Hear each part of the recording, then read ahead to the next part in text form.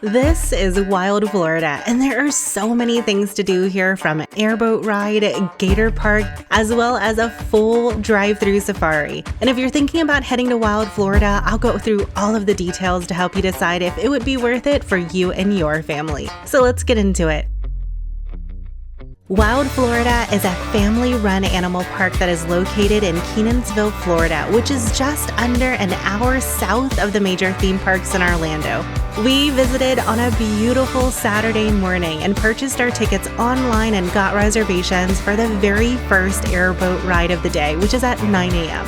When we arrived, we checked in at the front desk and made our way over to the airboat waiting area, which is in the back near the lake. And once it was time, they started calling us all back to the pier, where we met our airboat captain, Dennis, who gave us some safety instructions before we headed off into the 100,000 acres of protected swamp, marshes, and rivers that make up the headwaters of the Florida Everglades. We were able to get a front row seat to see wildlife in their natural habitat and saw everything on our airboat ride, from baby alligators to this mama alligator who was protecting her babies, and this great blue heron enjoying its fresh caught fish.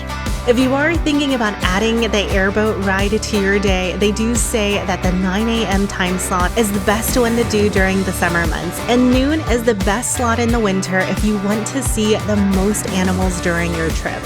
In the summer months, the wildlife gets harder to see the hotter in the day that it gets, and in Florida, we tend to get thunderstorms in the summer around 2 p.m. So if you don't want to chance your tour getting canceled, I highly suggest booking your tour earlier in the day, especially if you're visiting during the summer. On the tour, they do provide life jackets and some hearing protection, and if you don't want to get pelted with water in your eyes, I highly recommend wearing sunglasses or some kind of eye protection if you are sitting in the front row. After the airboat tour, we made our way over to the entrance to the Gator and Wildlife Park. And this is where you'll get to see a number of exotic animal species and ones that are native to Florida. There are also 3 shows here. The Exotic Animal Show, which is a 15-minute show where you'll get to meet a few of Wild Florida's residents. While we were here, we got to meet Red, who is a boa constrictor, and the trainer will walk Red around the stage to let you see her up close and even get a chance to pet her. We also got to meet Blue, the blue-tongued skink, and Fluffy, the baby alligator. If you want to see more alligators while you're here, I highly recommend checking out the Crusher show. Crusher is the biggest alligator in Wild Florida and reaches over 14 feet long and 1,000 pounds. I was truly impressed with the Crusher show and the amount of care they put into training him. I don't think I've ever seen a gator anywhere else that is this well trained, and I can't imagine the amount of time and care that it took to trust him to do things like this, where you're turning your back against him. If you ever get a chance to see this show, I highly recommend it. Once the Crusher show is over, we made our way over to the Gator feeding show, where you can watch alligators and crocodiles alike make these incredible jumps for an afternoon snack. And these gators will shock you with how high they can jump out of the water, even the big ones. And they're all really impressive. They even encouraged one to come out of the water to get a little bit closer to the crowd, all while telling you the method on how they train these amazing animals without having to bind them. If you didn't get enough alligators while watching the shows, then you'll have to make your way around to all the different enclosures that house quite a few of your favorite types of alligators and crocodiles. You'll find the majority of the gators in the gator pond, and these guys are huge. And we were able to find most of them clustered under the pier like this. If you prefer the smaller gators, you can make your way over to the Gator fishing pond, where you can find the juvenile gators. And there are also feeding experiences that you can purchase at an additional cost, where you can purchase pellets to feed the gators if you do want to do that. But while you're here, don't miss your chance to see the albino gators, and there's even a couple of different types of crocodiles, including the slender-snouted crocodile and the Cuban crocodile. But if feeding gators is a little bit too intimidating for you, you can also choose to feed other animals in the area. There is a walk-in aviary that is across the walkway where you can purchase a stick and allow the kids to run around and feed the cute little birds inside the enclosure. But there's also a ton of other animals in this area as well, like macaws and turtles, which just so happened to be trying to escape while I was there, a few raccoons, and a Florida panther.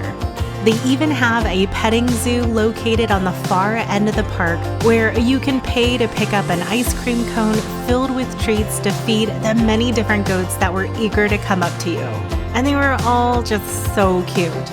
I loved getting a chance to feed them while I was here, and my favorite out of all of them hands down was probably this adorable baby pig that was mixed in the crowd. And while you're here in the back of the park, also make sure to walk through the Hawk Swamp Trail.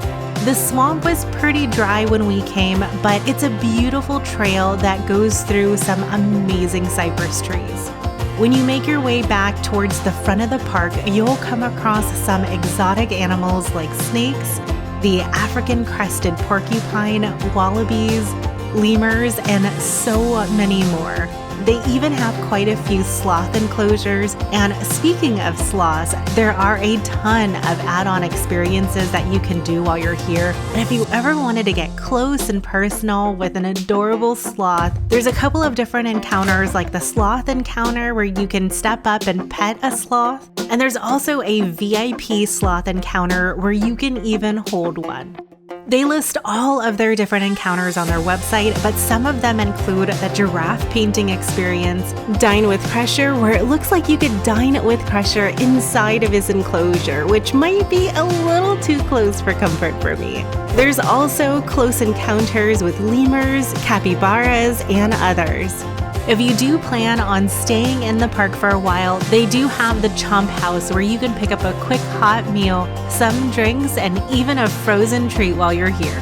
Once we wrapped it up at the Gator Park, we made our way over to the drive-thru safari where you can see more than 150 native and exotic animals that roam freely throughout the park, all from the comfort of your car. You do have to pay for the drive-thru safari separately, and one thing that I do want to note is that if you are planning to head to the safari, you do need a top to your vehicle. So convertibles with the top down and motorcycles are not allowed through the drive-thru.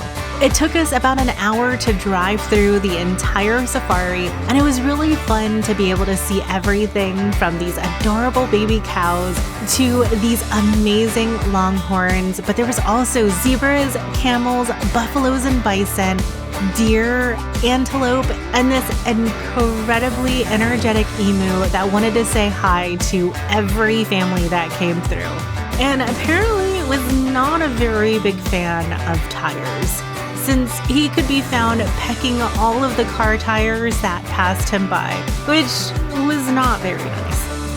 While we were there, we were able to experience the newly expanded area, making this entire safari reaching over 170 acres worth of landscape to explore. If you are planning on doing the drive-thru safari, definitely make sure to use the bathrooms before you head into the park, especially since the safari can take over an hour long or more, and there is nowhere within the safari to stop if you need to. Also, if you are planning on heading here during the summer months, make sure to keep in mind that it may be more difficult to see animals, especially during the hottest hours of the day, since they most likely will be hiding in the shady areas to stay cool. One of the biggest highlights of the tour is getting to see the giraffes at the end, and they are always just so beautiful to see. If you're able to find parking, you can get out and feed the giraffes. The parking lot is pretty small, and we did end up having to drive around a few times to try to snag a spot. But if you love giraffes, it would be worth it for you.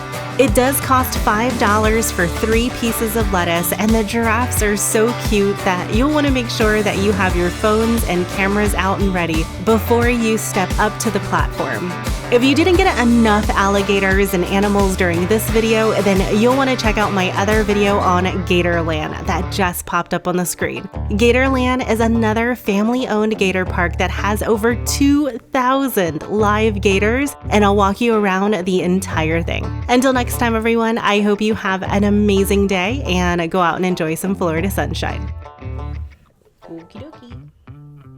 That's all we got.